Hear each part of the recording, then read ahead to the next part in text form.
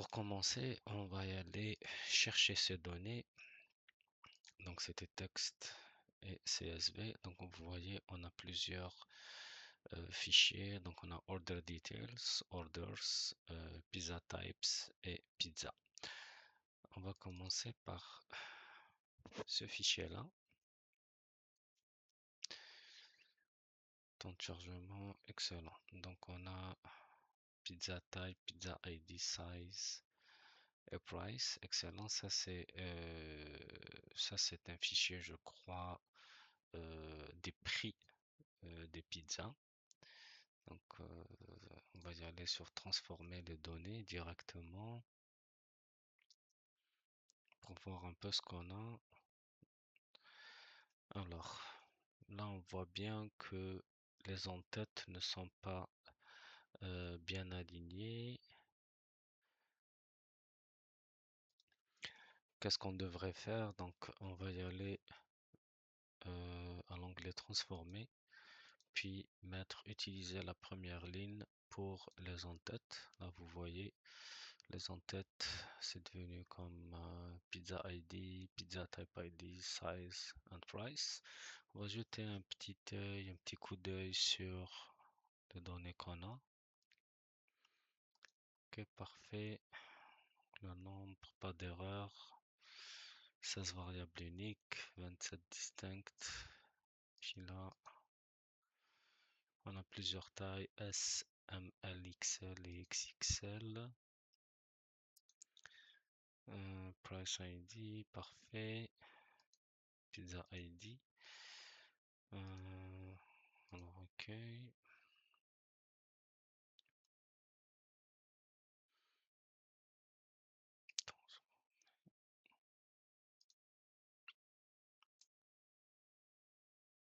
Parfait. On clique sur OK. Puis on ferme et on applique.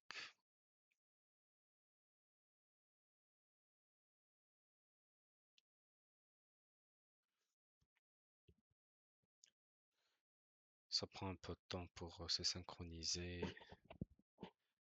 et charger.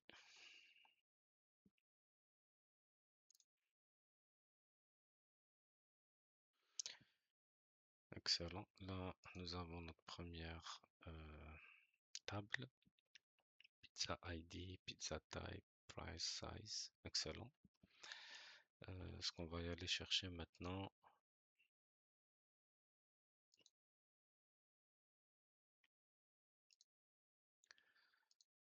c'est les autres tables. Pizza type. Alors, on a ici les ingrédients, catégories d'ingrédients, les noms des pizzas, puis pizza type ID. Comme on voit ici, toujours le même problème des en-têtes.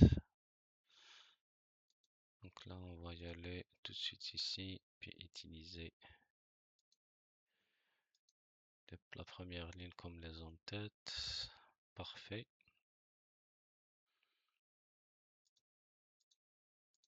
Fermer, appliquer.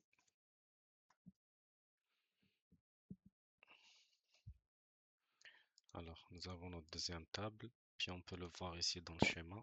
Et puis comme vous voyez, Power BI a détecté directement qu'il y a une variable qui est commune entre les deux et c'est Pizza ID. Donc Pizza Type ID, pardon. Donc pour ces deux tables, Pizza Type ID, c'est la valeur ou la colonne commune. Excellent. Donc c'est ça en fait toute la force de Power BI. Il détecte les jointures automatiquement quand les fichiers sources sont préalablement bien faits. Obtenir des données, toujours, texte, order CSV, ça c'est les commandes. On a order ID, puis la date et l'heure de commande. Ici, comme on voit, on n'a pas le souci des en-têtes, donc on peut les charger directement.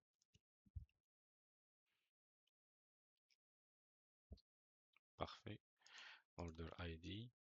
Puis si on va y aller voir notre schéma, ben là on voit qu'il n'y a pas encore de jointure.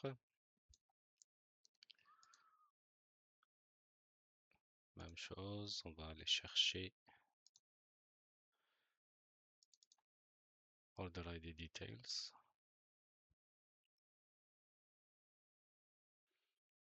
Donc ici on va avoir les deux jointures. En fait, on va avoir les deux variables, pardon, Orders Device ID, Order ID plus Pizza ID. Pas de problème pour les en-têtes, ça a l'air correct. Puis les quantités ici, donc on va charger.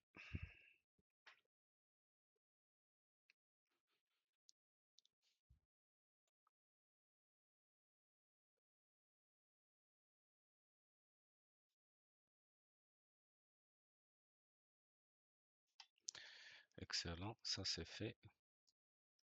Donc là, comme vous voyez, nous avons notre modèle de données qui s'est installé d'une manière intuitive avec Power BI. Donc on a notre table prix, donc pizza en général. Donc on a le pizza ID, pizza type, le type de pizza, le price, le prix de la pizza, puis le format de la pizza.